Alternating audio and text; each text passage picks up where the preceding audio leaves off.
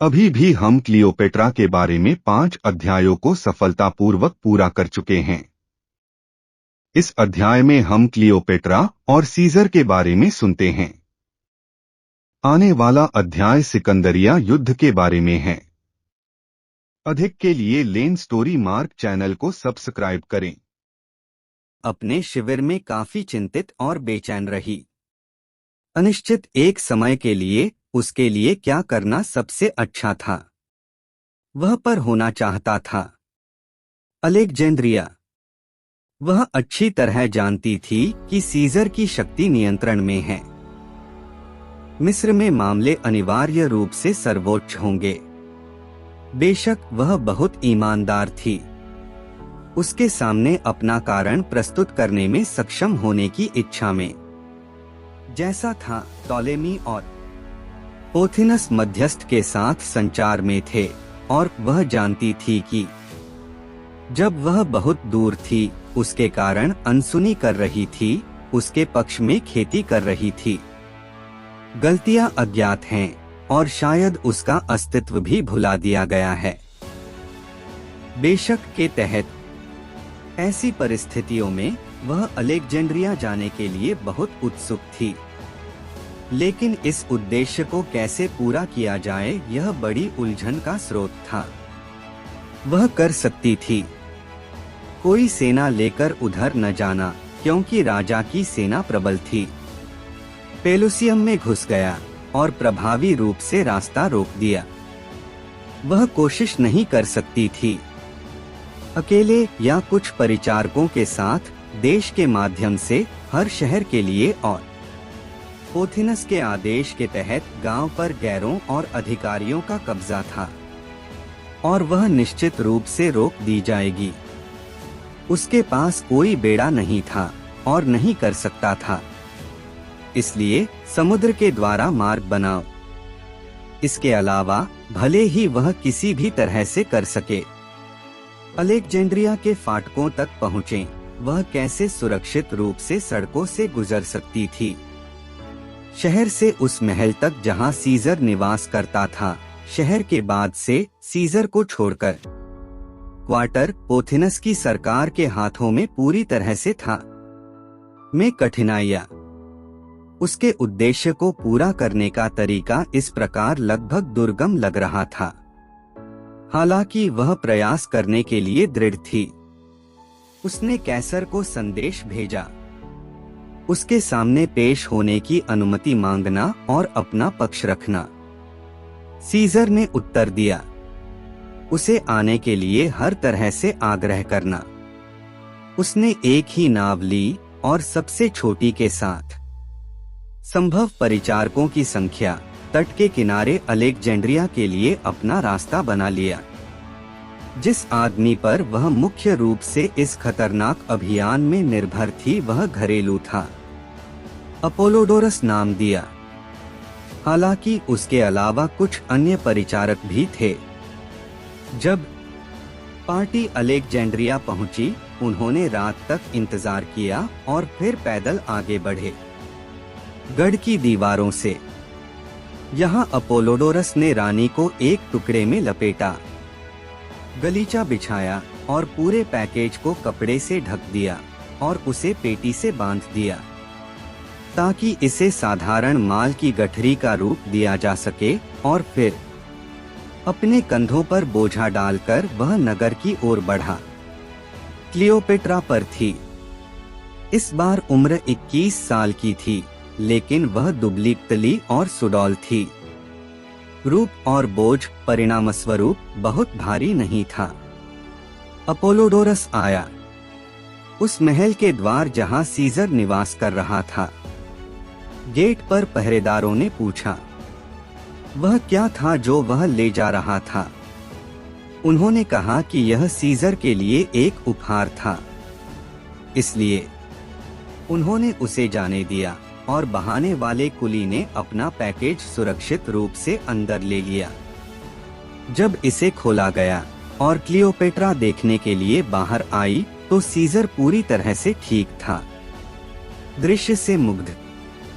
वास्तव में विभिन्न परस्पर विरोधी भावनाएं जो वह करती हैं, लेकिन ऐसी परिस्थितियों में महसूस नहीं कर सकता था क्योंकि ये दोहरा हित प्रदान करते थे, उसके सुंदर और अभिव्यंजक चेहरे के लिए और उसके स्वाभाविक रूप से मोहक शिष्टाचार के लिए। वह उस साहसिक कार्य से उत्साहित थी जिससे वह गुजरी थी और फिर भी प्रसन्न थी। उसके खतरों से बाल बाल बचने के साथ वह जो जिज्ञासा और रुचि है एक और उस महान हस्ती के संबंध में महसूस किया जिसकी उपस्थिति में वह थी।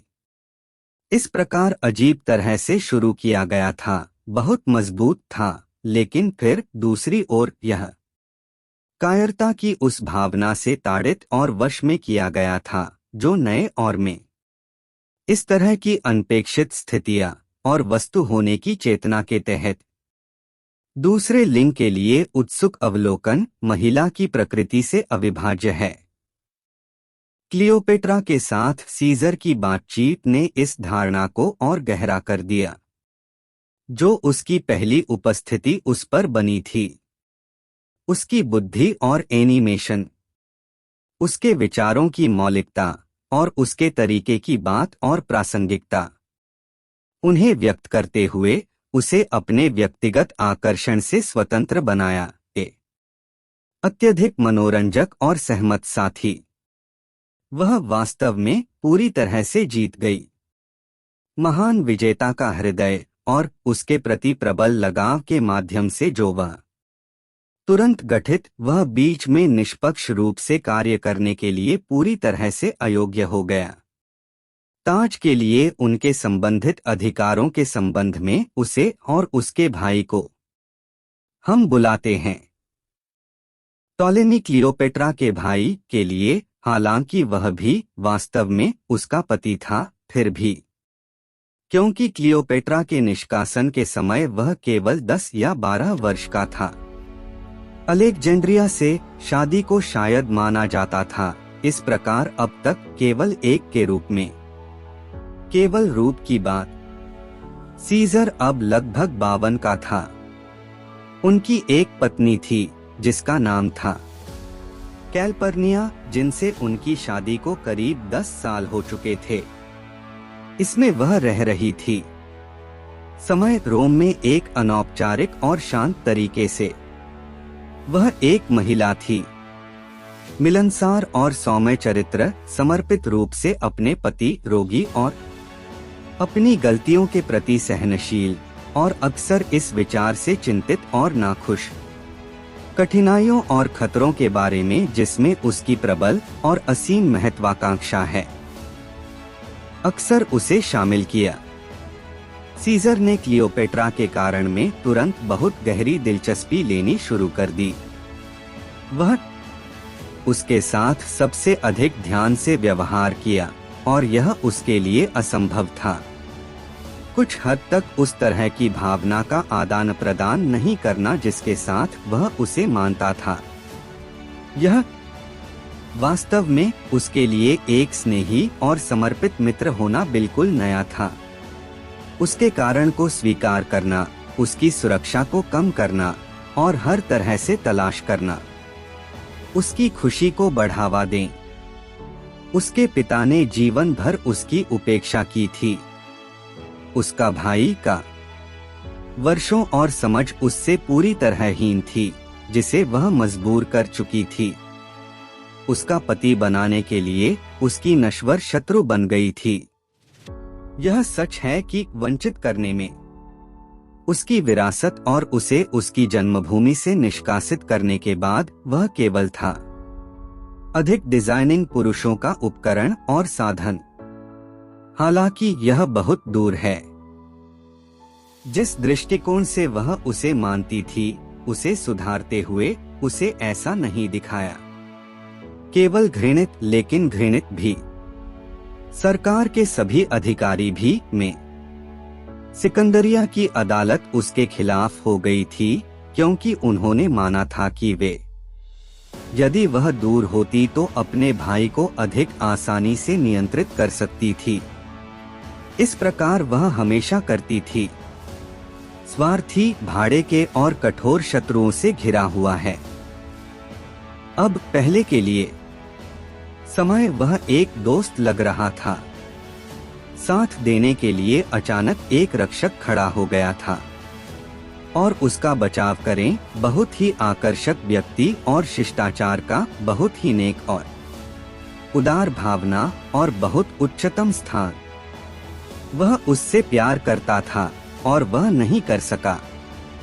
बदले में उससे प्यार करने से बचें। उसने अपना कारण पूरी तरह से उसके लिए समर्पित कर दिया। हाथ उसे अपने सभी हितों के बारे में बताया और खुद को पूरी तरह से उसके हवाले कर दिया। शक्ति नहीं, वह अब तक का अटूट विश्वास था जो उसने उस पर रखा था, जैसा कि उसे उसके सिंहासन पर वापस लाने के उसके प्रयासों से संबंधित है। सेनाएं जो सीजर सीरिया के लिए भेजा गया था अभी तक नहीं आया था और अलेक्जेंड्रिया में उसकी स्थिति थी अभी भी बहुत रक्षाहीन और बहुत अनिश्चित है। हालांकि उन्होंने इस खाते पर नहीं किया। उस पद की बुलंदी और आत्मविश्वास को कम से कम करें जो उन्होंने मान लिया था, लेकिन उन्होंने तुरंत सुरक्षा का काम शुरू कर दिया। क्लियोपेट्रा की बहाली, मध्यस्थता करने के अधिकार और शक्ति की यह शांत धारणा, और इस तरह के एक प्रश्न को सिंहासन के दावे के रूप में तय करें, एक देश में जहां वह गलती से उतरा था और उसने प्रतिद्वंद्वी दावेदारों को उत्तराधिकार, जबकि वह अभी भी लागू करने के साधनों से पूरी तरह वंचित था। श्रेष्ठता जिसे उन्होंने इतनी शांति से ग्रहण किया, वह अपार प्रभुत्व का प्रतीक है। रोमन शक्ति इस समय मानव जाति के अनुमान में प्राप्त हुई थी और है। इसके अलावा विशेष रूप से सीजर की प्रतिभा और स्वभाव की विशेषता